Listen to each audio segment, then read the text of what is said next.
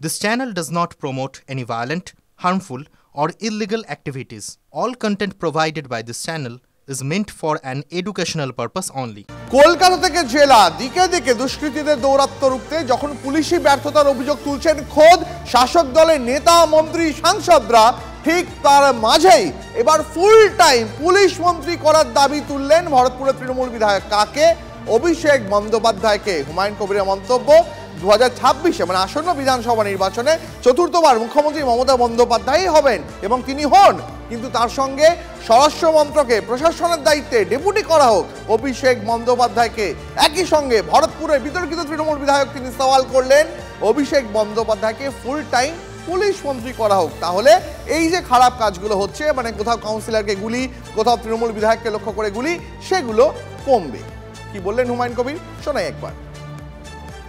মুখ্যমন্ত্রী চতুর্থবারের জন্য আবার মুখ্যমন্ত্রী হন, কিন্তু তার ডেপুটি হিসাবে অভিষেক বন্দ্যোপাধ্যায়ের অভিষেক হওয়ার দাবি আমি রেখেছি। সেই সঙ্গে পুলিশ মন্ত্রীও অভিষেক বন্দ্যোপাধ্যায়কে চেয়েছি।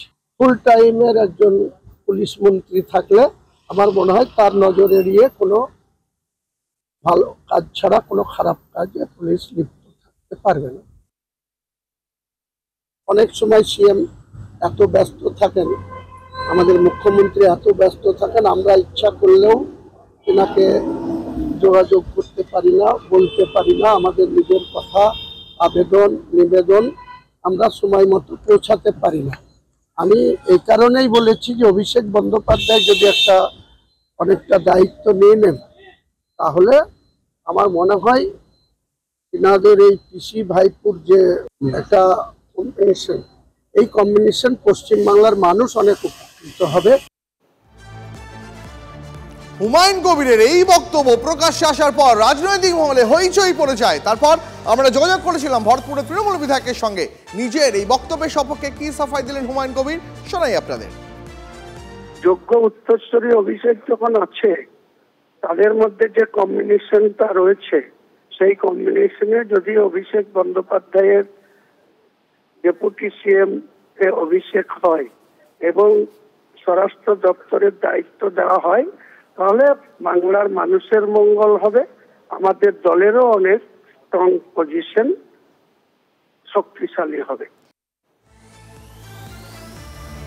ভরতপুরে বিতর্কিত তৃণমূল বিধায়ক কি বলছেন, মমতা বন্দ্যোপাধ্যায় মুখ্যমন্ত্রী হন, কিন্তু অভিষেক বন্দ্যোপাধ্যায় পুলিশ মন্ত্রীর পুরনো সময় দায়িত্ব পালন করুন।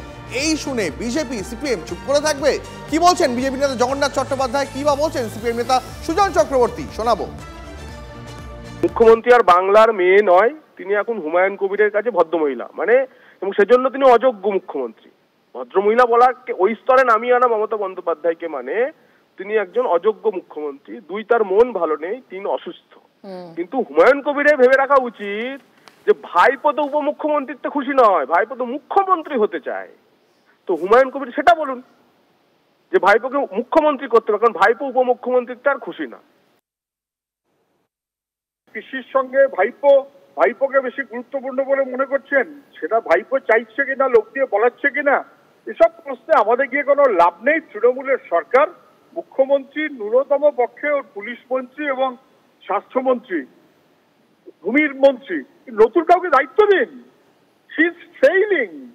এটা নয় যে ভাইপো হলে পাশ করে যাবে। তৃণমূলের ওপরে মানুষের আস্থাটা ক্রমশ কমছে। আচ্ছা, হুমায়ুন কবিরের এহেন মন্তব্যকে শাসক দল তৃণমূল কি চোখে দেখছে, কি বলছেন দলের সাধারণ সম্পাদক? হুমায়ুনের মন্তব্যকে কোনোভাবেই সমর্থন করছে না কুণাল ঘোষ। অবাঞ্ছিত, অনভিপ্রেত মন্তব্য বলছেন কুণাল। কি করবেন? এই ধরনের কথাগুলো বলার কোনো যৌক্তিকতা দেখা যাচ্ছে না। আর যদি কারুর কোনো বক্তব্য থাকে, তাহলে সেটা নিশ্চিতভাবে পার্টির মধ্যে, পার্টির ঊর্ধ্বতন বা শীর্ষ নেতৃত্বকে কেউ কারুর বক্তব্য জানাতে পারে। কিন্তু কারুর কিছু মনে হলো যে এখনই এইটা করা উচিত, এখনই ওইটা করা উচিত, এই ধরনের কথাবার্তাগুলো একেবারে মানে অবাঞ্ছিত। এই ধরনের অনভিপ্রেত কথা দলের কোনো দায়িত্বশীল নেতা এইভাবে এগুলো বলার, তিনি কি বলবেন না বলবেন, তিনি কি মনে করেন সেগুলো তার ব্যাপার, কিন্তু এই চূড়ান্ত সিদ্ধান্তটা তো মাননীয় মুখ্যমন্ত্রী এবং দলের শীর্ষ নেতৃত্বকে নিতে হবে। তো ফলে সেটার বদলে এটা মানে সংবাদ মাধ্যমের সামনে এখনই কি করা উচিত সেগুলো বলা, সেটা তো ঠিক কাজ নয়।